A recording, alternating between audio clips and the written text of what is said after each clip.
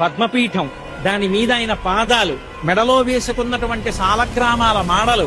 ఇలా ముందుకొచ్చినటువంటి వక్షస్థలం, శ్రీదేవి భూదేవి వాళ్ళకి చుట్టినటువంటి పుష్పాల మాలలు, మొలకి పెట్టుకున్నటువంటి నాగాభరణం,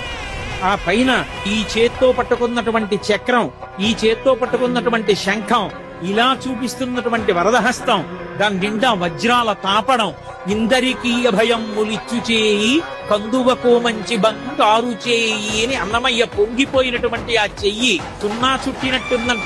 చిరునవ్వు నవ్వుతున్నటువంటి చిన్న గుంటటి మూతి, దాని కింద గడ్డం మీద కర్పూరపు మచ్చ,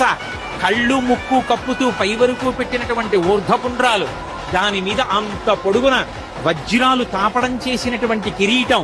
ఈ చేతి మించి అలా కిరీటం మించి ఇలా దిగినటువంటి పెద్ద తోమాల, ఆ స్వామి దివ్యమంగళ విగ్రహాన్ని పైనుంచి కిందకి, కింద నుంచి పైకి చూసి పరమ సంతోషాన్ని పొందాడు.